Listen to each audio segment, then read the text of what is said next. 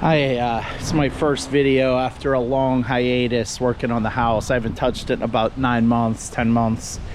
What I'm going to do today very quickly, hopefully, is sand the weathering off of this siding, and I'm going to take the tarp off of that in preparation for priming, and that's not going to get touched today. I don't know how much I'm going to be able to get done, so I have to get this set up, put back together. But anyway, oh yeah, this is falling down garage. It's just stuff I filmed for fun that doesn't fit the algorithm for what my girlfriend's channel is, which is Mom Cooks and Gardens. Watch it. So I'm gonna get started, and I'm gonna chip away at this till the season runs out. It's early, mid-October. I probably have 4 to 6 weeks if I'm really lucky before I'm gonna have to put this down to the spring. Work just got out of hand this year, and I wasn't able to do much with it. All right, I'm doing all this quick and dirty. So this is my setup to get the hose connected to a little Bauer shop vac from Harbor Freight. And then I'm gonna connect, these are all orphaned shop vac hoses of various sizes. And then this is gonna get connected to this, or I'm gonna use this adapter, to be determined. I'm gonna do this off camera. All right, so I used the adapter against the Ryobi 8-hole sander. The hoses all just get connected either because they fit or because I made them fit with duct tape all the way back to the vac. There's a vac bag for drywall dust, which keeps the paint dust. I'm not hitting any paint. I might cheat a little bit there.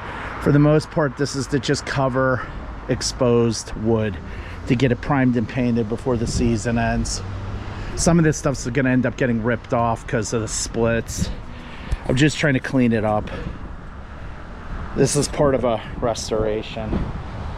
If I was like a successful YouTuber, which I'll never be, then I would just do this, and this would be but no one wants to watch this. This video won't do well, all right? But I hope it does. I appreciate you watching. So for those of you new to the channel, the reason why I'm sanding all of this weathered wood is because I didn't get it primed and painted on time, and it weathered waiting for me to get back to the house. So I was paying the piper by having to sand it a second time. I might not have sanded it at all, but some of it I did, some of it I didn't. So I've learned my lesson, and I work in smaller sections now, and if only it went as quickly on this time lapse as it does in real life. It just doesn't. It's tedious. This part of it isn't that bad, but when you're removing the paint, it really kicks you in the pants. It's very fatiguing and claustrophobic because you have to wear the half-face respirator and hearing protection. It feels very claustrophobic even though you're up in the air. So in this video, what I was doing is opening up all the bare wood to get it ready for priming and then painting. And from this point on, going forward to the present, I keep the job moving a lot more than I was able to in these earlier videos. So they'll come out more frequently, and I think they'll be overall more entertaining. So in this video, I think I get everything from there on down done. We'll see. This is it's almost like I want to call it mill glaze. Sorry, I've hearing protection in my ears. It makes it hard to hear myself. So getting that stuff off is kind of thankless, and I'm not gonna work in such large areas anymore. I'm gonna make it bare wood. I'm gonna seal it, and it'll involve a lot of cleaning of sundries, but I just don't want this anymore because I'm duplicating work. I probably won't even be able to get all my sanding done tonight.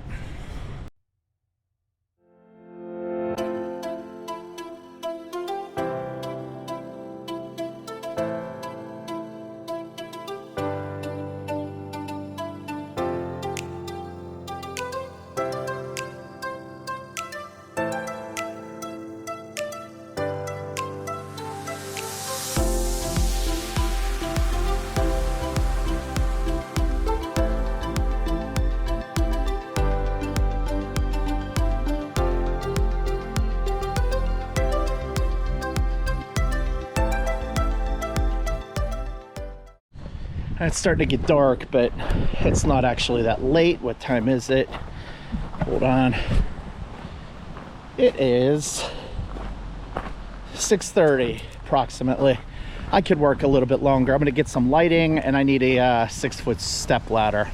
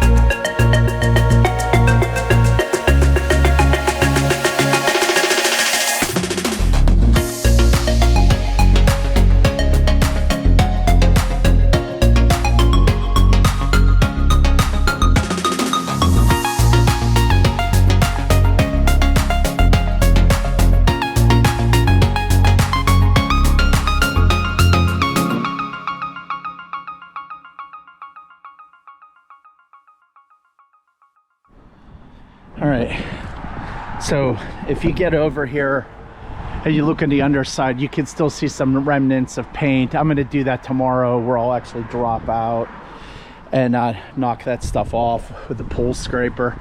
I'm going to take this section out of the job. I'm going to leave that tarped for the evening, although we're actually in a bad drought right now, so I really don't have to worry about it. But you just do things the right way, and then you don't have to fix problems. So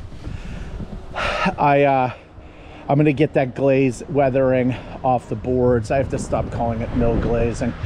And tomorrow's another day. This stuff over here, I have earmarked to get replaced, so I'm just skipping it.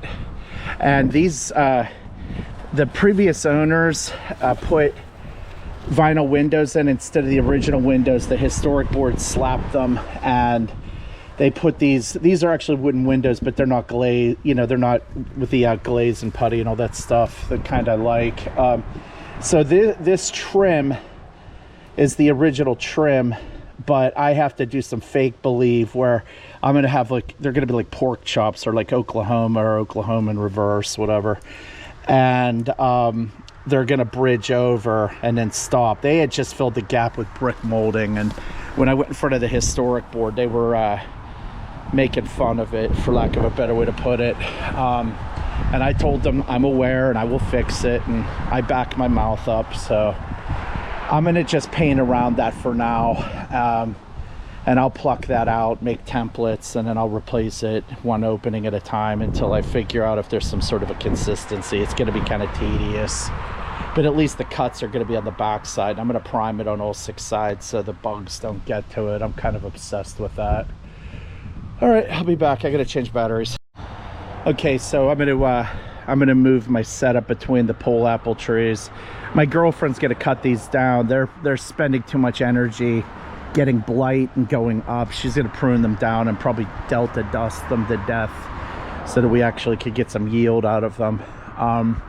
Only one of our apple trees really produces, and some drunk guy comes and takes all the apples. I wish I was making that up, but I'm not. And that drunk guy's not me, for the record. All right, so I'm gonna get that out of the job. I'm gonna go back to time lapse.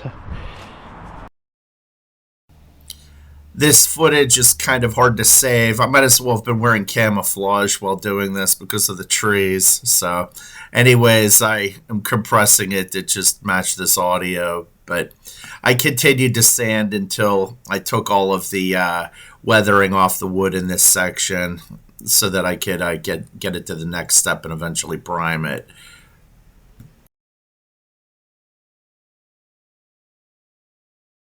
But I've got this sanded, so tomorrow I can get into primer.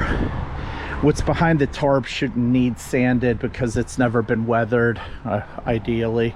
So I've accomplished, meager goals, meager gains, but I accomplished what I had to today. I'm going to clean up. Tomorrow I'll get into primer. It's oil-based from Sherwin. It's going to be a modular job like that.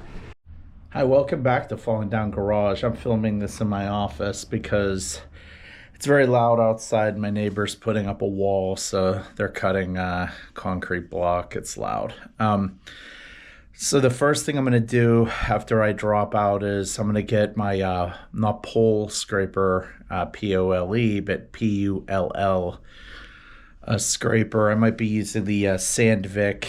That's a Swedish brand, or I might use the old Stort's brand from Philadelphia, triangle scrapers. I'm going to pull the clapboard. I'm going to get the remnants of paint off the bottom edges. Everything else has been sanded last night, and then I'm going to segue into getting primer on stuff. Okay, so I threw runners behind the trees and then a larger drop in front. If we had pruned all of these, I would actually put old bed sheets over the trees, but because they're not pruned and I'm trying to just get stuff done, I'm shortcutting, to be blunt. So if you see under here, this is the stuff I'm talking about, where I'm gonna hit it with the pole scraper real quick. I sort of ran out of ambition last night, so I'm gonna try to get that taken out. And then the one thing I was having consternation about last night was this board here. Am I gonna skip it? Am I gonna sand it? I have to make a decision about that. I'm gonna keep my options open. I might just leave it. Maybe I'll just prime this today and call it a day. And when I say that this is the first pass, so to pedestrians, customers, what have you, from the street, they're not going to notice all this stuff. But these splits and everything, I have to figure out what I'm going to do with all these. I'm trying to save as many boards as possible. Now this thing here is going to come out. This one here I'll probably save. The goal is to save as much as possible. I'll buzz all that off and recoat it. And then these holes here, this was from coax or something. This board's really compromised. I don't think there's any insects behind it, but I got a lot on my plate. All right, let me get set up to scrape here. So what I'm doing here is using a triangle scraper, and I'm pushing upward against the bottom of the lap to exude pressure, and then the fine pressure point of the blade knocks the chips off so that you can get it back down to bare wood. All right, so that went a lot easier than I thought it was going to. I've scraped a lot of wood in my time, but so I'm gonna move the ladder. I'll do this in real time and finish up the rest, and I will I'm actually gonna get into the primer today. I'm a little surprised.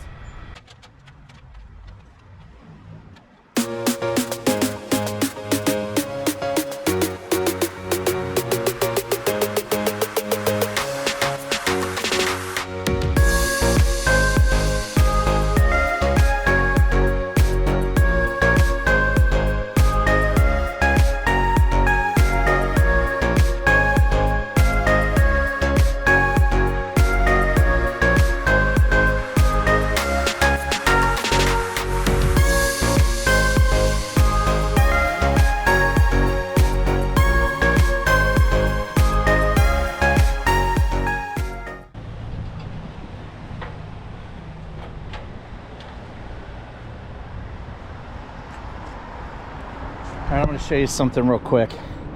So these are Stort's type scrapers. That's a company in Philadelphia. They're still in business. They make my favorite scrapers. I would call them a thick blade scraper, and then use it for thicker coatings, paint more. When you're down to like specs, clear coat, if you're ever scraping transparent finishes like varnish, stain and polyurethane, these Sandvik is a brand.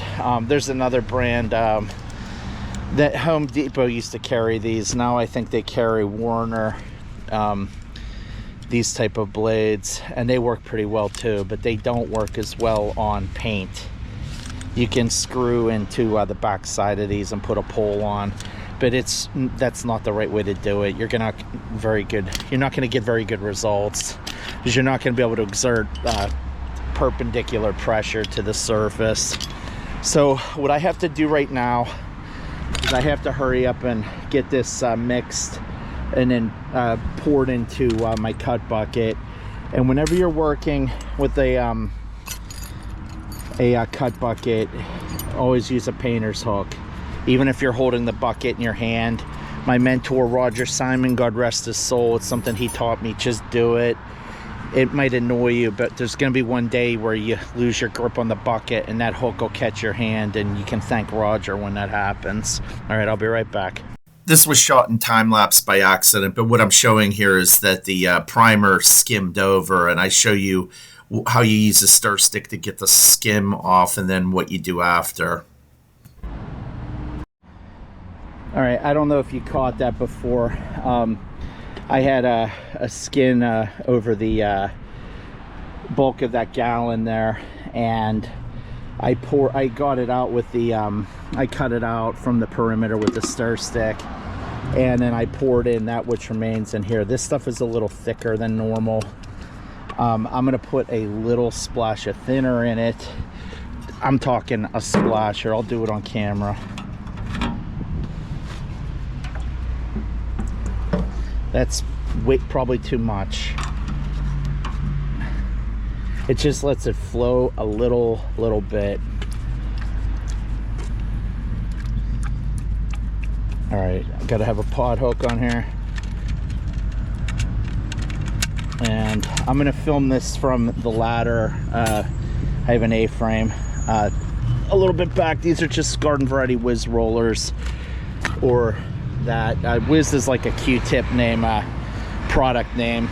If you go in any paint store, say you need Whiz rollers, whether they're Whiz brand or not, they'll know what you need.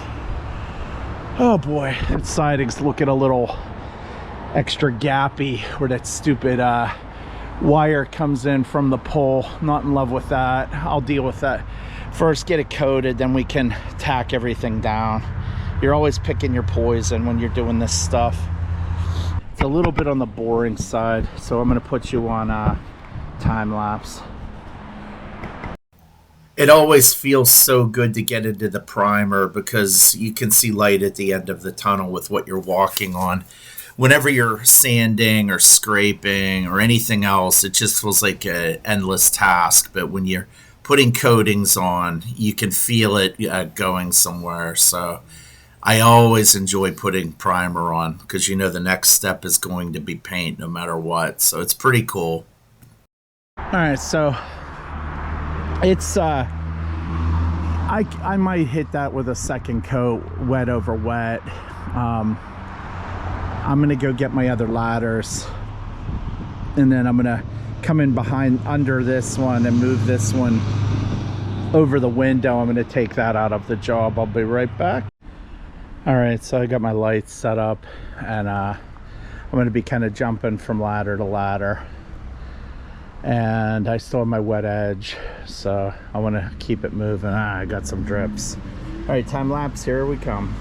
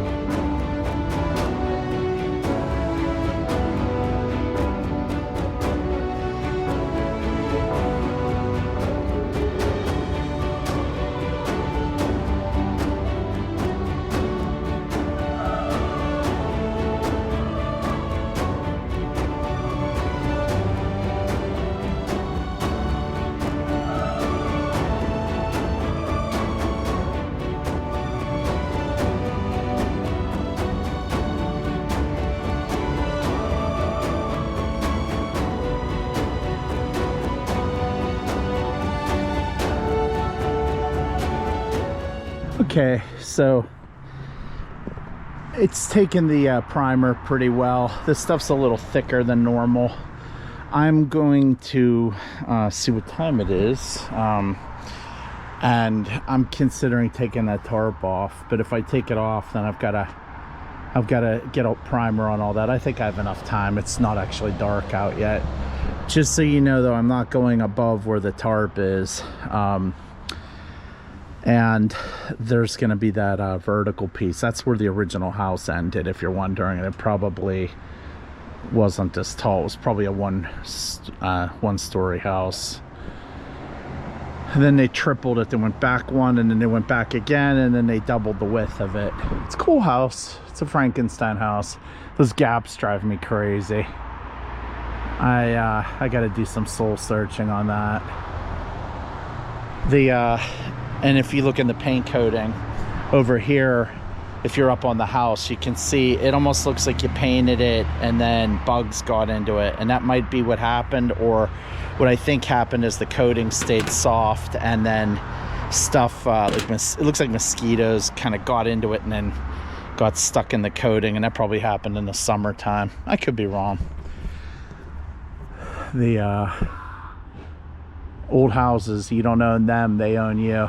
My plan is, though, that's soffit, you can't really see it from here, but when you're up, it's got, you know, paint chips, and I'm gonna get up there and scrape it and caulk it, and I'm not gonna restore it, but I'm gonna give it a legitimate paint job, and I'm invariably gonna get white drips, and when I get that, I'll sand the drips off, fill all the holes in the siding. That won't be this year. That'll only be when the house is done with the first coat. Then I'll go back and do another lap, and then that's it for this lifetime.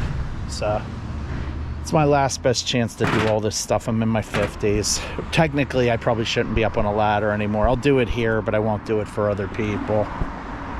Okay, so what I'm doing right now is I'm removing the screws that have held this tarp on. And this is that flooring that I converted into siding that I put in. And it's making me want to do the whole house. That stuff, it looks a lot better, actually. There's some splits, and I might suck that up with #1 trim head screws. A couple places. It was, you know, I used a framing nailer. It was probably the wrong nailer to use. So I'm going to take the rest off and then get back at it. Alright, so these butterfly bushes, believe it or not, in the springtime were cut down to almost nothing. Those are mums hiding under there. My girlfriend, Mom Cooks and Gardens from YouTube, she cuts those things back every spring and they grow back. I think they're cool. These are pole apple trees that we got from Home Depot, and that was kind of weird. They aren't really producing apples. One year they kind of did, but she's gonna cut them back, and I think they will. That's just a little garden vignette. And then over here, that's a French wine barrel from a place I think called Jailbreak in Laurel, Maryland. That's a brew pub. They imported them from France. I bought them off the owner's brother in Delaware. Kind of cool. My girlfriend thinks people that like gardening won't like painting houses, and I think it's all the same thing, but we'll see if she's right or I'm right. So these are floorboards that are bought in outside of York. I think it's called Red Lion, Pennsylvania, outside of York. I cut the tongue and groove off of them and popped them in. So I'm gonna get those primed. I know the lighting's not the best, but you'll get the idea. I have one regret so far. It's a minor one. I wish I would have sanded this thing before I put this stuff in. So I'm gonna have to sand it when I take this stuff off, but such is life. This was all capped with aluminum, and I made the boards as long as they would go. That's visible in a previous video and that I'll release. And behind here there's buried winders, because that's the stairs to the second floor. But eventually I'm gonna have to scribe something to fill that gap, because that's like air just pours in through there. I did stuff it with insulation, but I'm not happy with it. And that paint right there, I'm gonna have to figure out if I can get the scraper in there, just kind of get at it and then touch up. So that's where we are with this. All right, I'm gonna get set up for paint.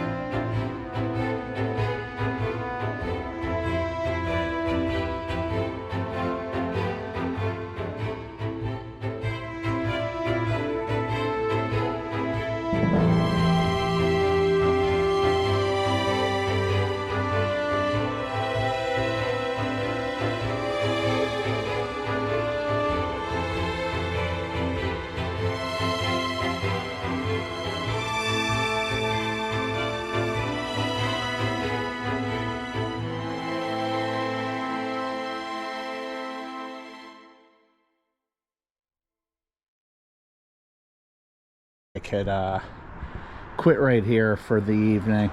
That bottom board needs to be resanded, and you can see there's some remnant paint on it. That's an original board, and that hole there, I'm gonna put a hose bib through it. I'm gonna kick the can on that for tonight.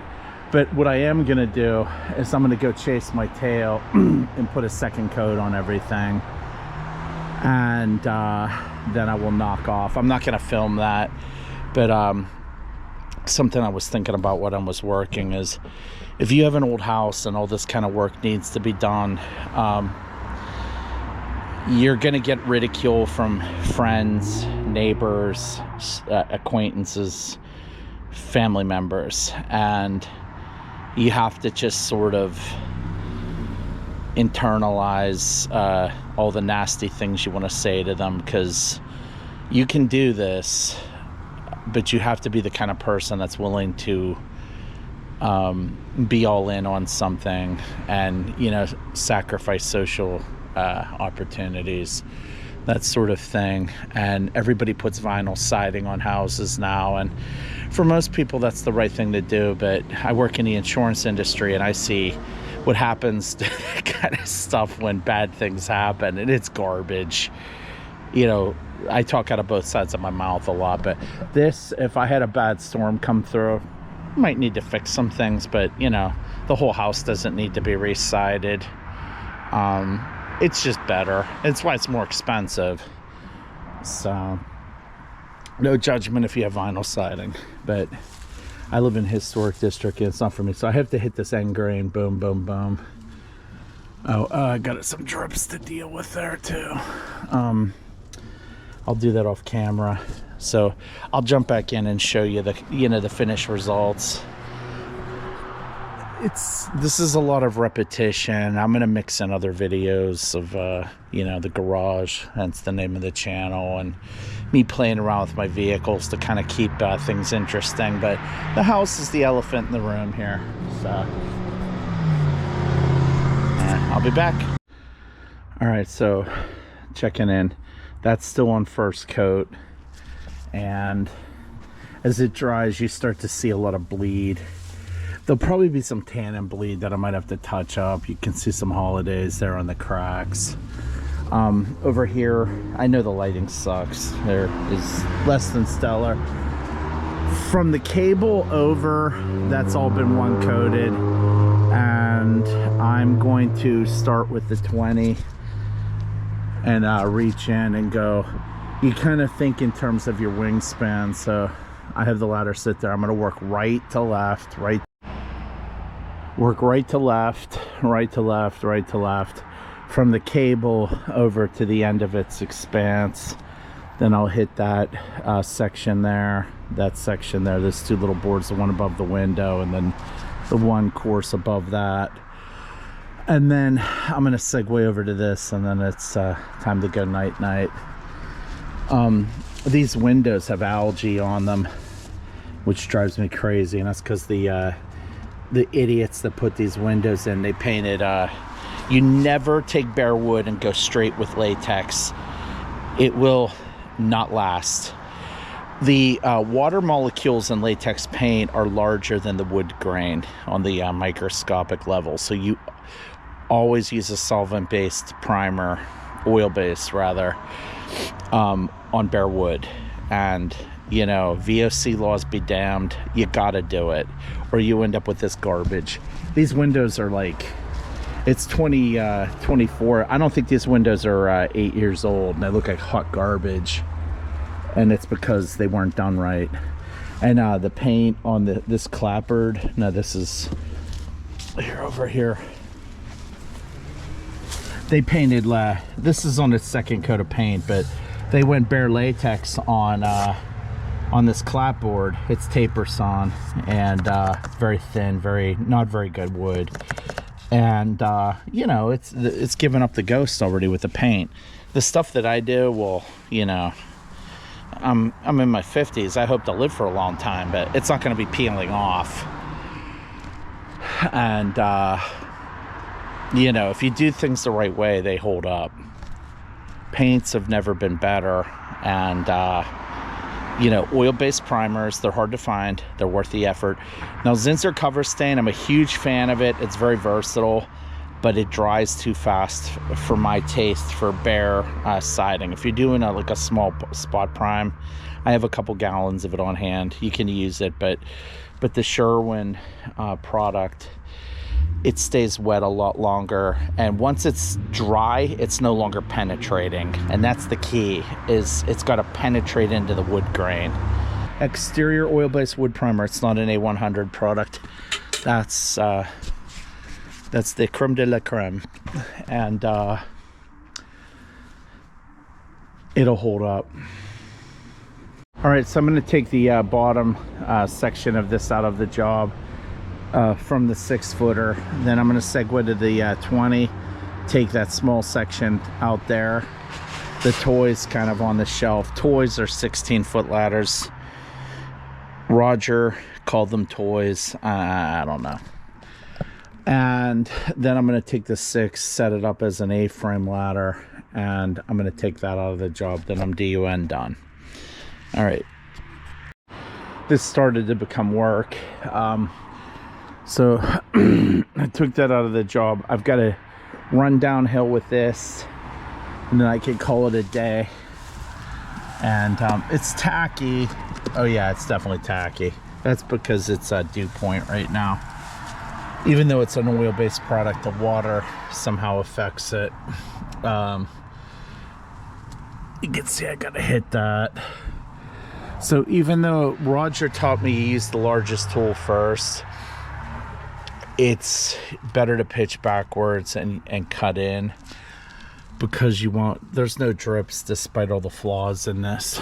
So I do hit it with a brush on the bottoms, and then I go in and roll, and if there's any drips, I back brush them. And yeah, you can see a couple up there on that top board, and that's okay. And then in there's holidays, but eventually I'm going to scribe a piece of trim. I don't know if it's going to be 1x6, 1x8, or I don't know what the heck I'm going to do. It's going to be a nightmare, and it's going to go board by board, but because these lengths are not exactly perfect. But ultimately I'll fix it up.